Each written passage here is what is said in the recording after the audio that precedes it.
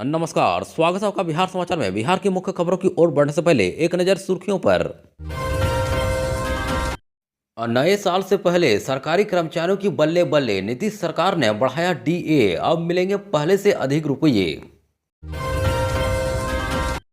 युवाओं के लिए अच्छी खबर, नगर निकायों में निकलेगी बहाली, मंत्री ने कहा जल्द भरे जाएंगे खाली पद।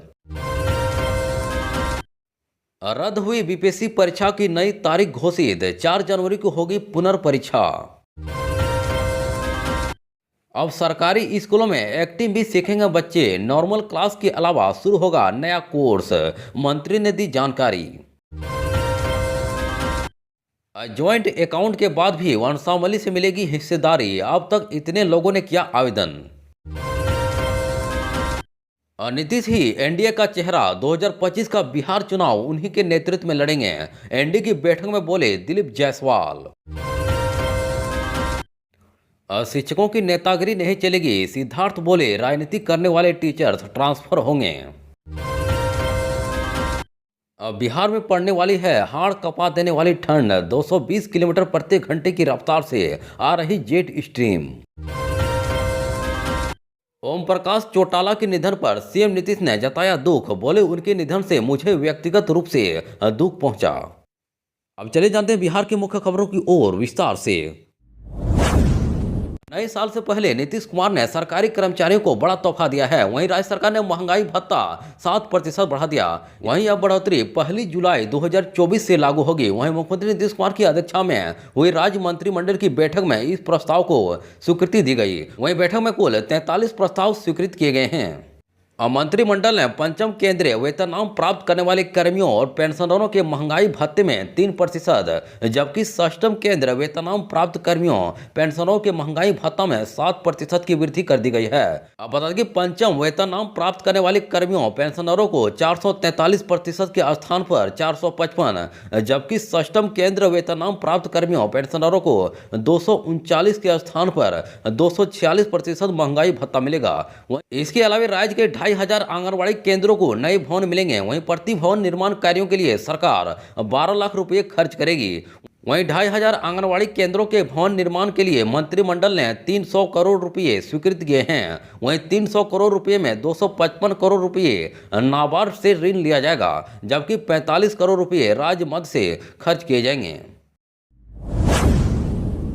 अब बिहार में नौकरी की तलाश कर रहे युवाओं के लिए यह काफ़ी अच्छी खबर है। अब उन्हें बाहर जाकर रोजगार की तलाश करने की जरूरत नहीं होगी, बल्कि सूबे के अंदर जल्द ही बड़े पैमाने पर अब बहाली आने वाली है। इसको लेकर तैयारियां शुरू कर दी गई है। वहीं इस बात की जानकारी भाजपा नेता और नीतीश कैबिनेट के मंत्री ने दी है। दरअसल नगर विकास एवं आवास मंत्री नितिन नवीन ने कहा कि नगर निकायों में खाली पदों को जल्द ही भरा जाएगा। इसकी प्रक्रिया शुरू कर दी गई है। उन्होंने बहाली की प्रक्रिया को जल्द से जल्द पूरा करने के लिए निर्देश अधिकारियों को दिए हैं। वहीं नितिन नवीन ने पटना के अधिवेशन भवन में नगर प्रबंधकों को नियोजन पत्र सौंपते हुए यह घोषणा की। दरअसल नगर प्रबंधकों की टीम निकायों में संचालित योजनाओं के क्रियान्वयन में आ रही कठिनाइयों और समस्याओं का निष्पादन करेगी। वहीं सभी नगर प्रबंधक केंद्र तथा राज्य सरकार की ओर से संचालित योजनाओं के नोडल पदाधिकारी के रूप में कार्य करेंगे। जल जीवन हरियाली योजना, पेय जलापूर्ति योजना, सम्राट अशोक भवन निर्माण, स्ट्रीट लाइट, सौदाह गृह, बस स्टैंड एवं केंद्र प्रायोजित योजनाओं का क्रियान्वयन भी किया जाएगा। 13 दिसंबर को पटना के बापू परीक्षा केंद्र में आयोजित बीपीएससी की 17वीं संयुक्त प्रतियोगिता परीक्षा को हंगामे के बाद रद्द कर दिया गया था। वहीं अब रद्द हुई बीपीएससी परीक्षा की नई तारीखों का ऐलान आयोग ने किया है। वहीं पटना के बापू परीक्षा केंद्र में ली गई बीपीएससी की रद्द हुई परीक्षा अब 4 जनवरी 2024 को होगी।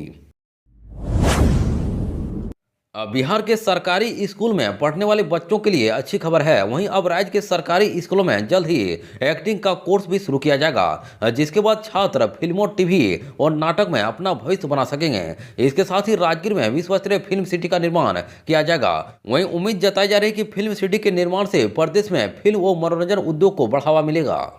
जानकारी के अनुसार सूबे के सरकारी स्कूलों में टीवी, फिल्म, स्टेज कलाकार बनने के लिए प्राइमरी स्तर पर ट्रेनिंग दी जाएगी। इसके लिए कला, संस्कृति एवं युवा विभाग और शिक्षा विभाग संयुक्त रूप से काम करेंगे। वहीं स्कूल स्तर पर यदि छात्र ड्रामा आर्ट्स में बेहतर प्रदर्शन करते हैं तो सरकार की तरफ से उनको प्रशिक्षित किया जाएगा। इसके साथ ही उन्हें हिंदी, भोजपुरी, तमिल, तेलुगु सहित अन्य भाषाओं में बनने वाले फिल्म में काम दिलाने में सहयोग किया जाएगा। वहीं सूबे के अंदर फिलहाल सरकारी स्कूलों में केवल पढ़ाई होती है। इसकी वजह से स्कूलों में नाम लिखवाने के बाद भी छात्र स्कूल नहीं आते थे। वहीं कई छात्रों को संगीत नृत्य में रुचि थी, लेकिन कोई प्लेटफॉर्म नहीं मिलने की वजह से उनकी यह कला सामने नहीं आती थी। इसको देखते हुए इस स्कूलों में संगीत, नृत्य, पेंटिंग, नाट्य सहित अन्य कला के लिए दिन निश्चय किया गया है। अब बता दें कि इससे छात्रों का स्कूलों में हाजिरी बढ़ने के साथ ही पढ़ाई में भी रुचि रहेगी।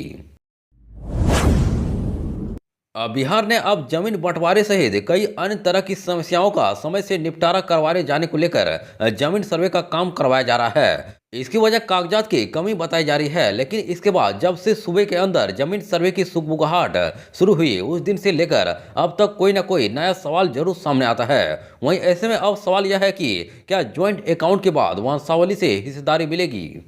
दरअसल बिहार में जमीन का पूरा हिसाब किताब अब नए सिरे से हो रहा है। इसके लिए बिहार सरकार ने 20 अगस्त से भूमि लैंड सर्वे कर रही है। ऐसे में सरकार ने यह तय किया कि अब पारिवारिक बंटवारा नहीं होने वाले परिवारों की जमीन का भी सर्वे होगा। वहीं इन परिवारों के घर जाकर सर्वे जमीन आवेदन देने के लिए अपील कर रहे हैं ताकि संयुक्त खाता खोला जा सके। लेकिन इस घर एक हिस्सेदार द्वारा असहमति जताई जा रही है। ऐसी स्थिति में संयुक्त खाता खोलने का अनुरोध किया जाता है। ऐसे में एक खाता की जगह संयुक्त खाता खोला जाएगा। वहीं सरकार का कहना है कि इस हालत में किसी को घबराने की जरूरत नहीं है। वहीं संयुक्त खाता खोलने के बाद भी वंशावली के आधार पर जमीन में हिस्सेदारी मिलेगी। बिहार चुनाव 2025 को लेकर सियासी दलों की तैयारी तेज हो गई है। वहीं इसी बीच आज एनडीए के सहयोगी दलों की बैठक जदयू के प्रदेश अध्यक्ष उमेश कुशवाहा के आवास पर हुई, जिसमें पांचों दलों के प्रदेश अध्यक्ष और मुख्य नेता शामिल हुए। वहीं बैठक बाद पत्रकारों से बातचीत के दौरान बिहार बीजेपी के प्रदेश अध्यक्ष दिलीप जायसवाल ने कहा कि नीतीश कुमार के नेतृत्व में 2025 का बिहार विधानसभा चुनाव लड़ा जाएगा। वहीं नीतीश ही एनडीए का चेहरा है। एनडीए गठबंधन दल नीतीश कुमार की अगुवाई में चुनाव लड़ेगा। वहीं दिलीप जायसवाल ने एनडीए की बैठक की जानकारी देते हुए बताया कि आज जेडीयू के प्रदेश अध्यक्ष उमेश कुशवाहा के घर पर एनडीए के सभी सहयोगी दल बैठक के लिए पहुंचे थे। वहीं हम लोगों ने आगामी रणनीति तय की है। वहीं नए साल की 15 जनवरी से हम लोगों का जो सामूहिक कार्यकर्ता सम्मेलन प्रत्येक जिले में होने जा रहा है, उसकी आगे की रणनीति तय की गई है। वहीं बैठक में हम लोगों ने फैसला किया कि पंचायत स्तर से लेकर जिला स्तर तक के सभी कार्यकर्ता पांचों दलों के उस सम्मेलन में आएंगे। वहीं कार्यक्रम की रूपरेखा कैसी होगी, उस पर आज चर्चा हुई। अब बता दें कि बिहार विधानसभा चुनाव 2025 को लेकर एनडीए 15 जनवरी से अपने मिशन 225 की शुरुआत करेगा। वहीं मकर संक्रांति के ठीक अगले दिन बघाव और पश्चिमी चंपारण से शुरू होने वाला यह अधिनियम 25 फरवरी तक चलेगा। वहीं इस दौरान एनडीए के सभी सहयोगी दल बूथ स्तर तक आपसी समन्वय बढ़ाते हुए पूरे प्रदेश में व्यापक अभियान चलाएंगे। वहीं पहला चरण 15 जनवरी से 22 जनवरी तक चलेगा। बिहार के सरकारी स्कूलों में तैनात शिक्षकों की अब नेतागिरी नहीं चलेगी। वहीं नई विशेष शिक्षक नियमावली को हाल ही में नीतीश कैबिनेट से मंजूरी मिली है। इसके तहत स्थानीय राजनीति में संलिप्त रहने वाले शिक्षकों के खिलाफ शिक्षा विभाग सख्त रवैया अपनाएगा। वहीं अपर मुख्य सचिव एस सिद्धार्थ ने गुरुवार को कहा कि अगर कोई टीचर विद्यालय का माहौल बिगाड़ता है, लोकल पॉलिटिक्स में शामिल होता है या अन्य शिक्षकों को तंग करता है तो उसका ट्रांसफर कर दिया जाएगा।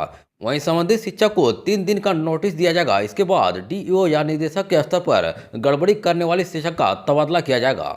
वहीं कैबिनेट के बाद मीडिया से बातचीत करते हुए एस सिद्धार्थ ने कहा कि जो शिक्षक गड़बड़ी करते हुए पाए गए उनका तुरंत तबादला कर दिया जाएगा। अब बता दें कि डीईओ ऐसे शिक्षकों का जिले के अंदर ही किसी अन्य स्कूल में ट्रांसफर कर सकेंगे। वहीं जिले से बाहर तबादला करने का अधिकार शिक्षा विभाग के निदेशक के पास रहेगा। वहीं शिक्षकों को इसके खिलाफ अपील का मौका भी दिया जाएगा। वे ट्रांसफर पोस्टिंग के खिलाफ सचिव स्तर के पदाधिकारी के खिलाफ अपील दायर कर सकेंगे। अब बिहार में मौसम का मिजाज बदला हुआ है। वहीं हर दिन तापमान ऊपर नीचे हो रहा है। ऐसे में मौसम वैज्ञानिकों का कहना है कि आने वाले दिनों में तापमान और बढ़ेगा। वहीं तेज हवाओं के कारण ऐसा होगा। वहीं कोहरा भी बना रहेगा। गुरुवार को कई जिलों में घना कोहरा देखा गया। वहीं लिहाजा फिलहाल ठंड से राहत नहीं मिलने वाली है। वहीं पटना एमडी के अनुसार सूबे के अंदर आने वाले दिनों में तापमान में और बढ़ोतरी हो सकती है। इसकी वजह है कि जमीन से 12.6 किलोमीटर ऊपर 220 किलोमीटर प्रति घंटे की रफ्तार से चलने वाली जेट स्ट्रीम। वहीं मौसम विभाग का कहना है कि ये हवाएं जब बिहार पहुंचती है तो तापमान बढ़ा देती है, साथ ही कोहरे की संभावना भी बनी रहती है। वहीं मौसम विभाग के अनुसार 20 दिसंबर की सुबह बिहार के 18 जिलों में मध्यम से घना कोहरा छाया रहा। वहीं इन जिलों में पश्चिमी चंपारण, सारण, सीवान, बक्सर, पटना, शेखपुरा, नालंदा, जहानाबाद, मुजफ्फरपुर, वैशाली, दरभंगा, खगड़िया, बेगूसराय, समस्तीपुर, भागलपुर और कटिहार शामिल है। वहीं दिन में धूप निकलने पर कोहरा छटेगा, लेकिन अगले दिन फिर कोहरा छा सकता है। अब मुख्यमंत्री नीतीश कुमार ने हरियाणा के पूर्व मुख्यमंत्री और इंडियन नेशनल लोकदल के चीफ ओम प्रकाश चौटाला के निधन पर गहरा शोक जताया। वहीं सीएम ने कहा कि ओम प्रकाश चौटाला के निधन से उन्हें व्यक्तिगत रूप से दुख पहुंचा है। अब बता दें कि अपने शोक संवेदना में मुख्यमंत्री नीतीश कुमार ने कहा कि स्वर्गीय ओम प्रकाश चौटाला एक प्रख्यात राजनेता और समाजसेवी थे। वे 4 बार हरियाणा के मुख्यमंत्री रहे थे। वहीं देश की राजनीति में उनका महत्वपूर्ण योगदान रहा। वहीं स्वर्गीय ओम प्रकाश चौटाला जी के निधन से मुझे व्यक्तिगत रूप से दुख पहुंचा है। वहीं सीएम नीतीश ने आगे कहा कि उनके निधन से न केवल हरियाणा बल्कि पूरे देश के राजनीतिक और सामाजिक क्षेत्र में अपूरणीय क्षति हुई है।